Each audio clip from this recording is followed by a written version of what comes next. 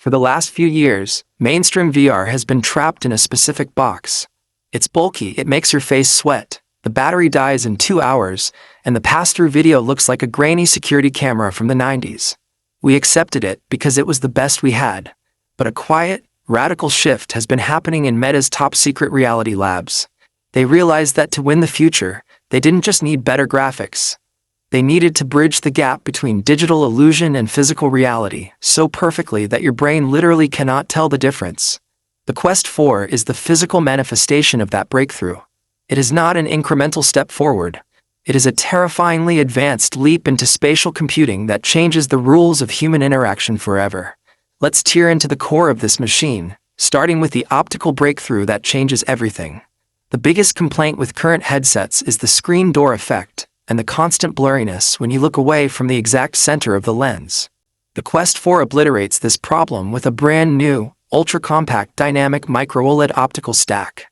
We are talking about a resolution so high that it surpasses the human eye's ability to distinguish individual pixels at normal viewing distance.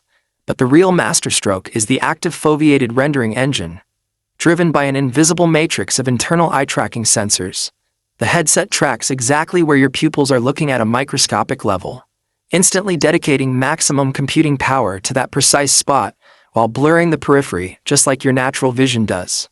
The result is a hyper-realistic visual fidelity that requires a fraction of the traditional processing power, allowing for graphics that rival a high-end dedicated gaming PC, completely untethered. But what good is a beautiful world if you feel like a ghost inside it?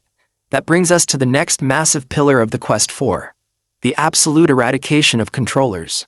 For years, we've been forcing our hands into plastic grips and pushing buttons to interact with the digital space. The Quest 4 introduces a hyper-advanced, neural-assisted hand and finger tracking system that operates with zero perceptible latency.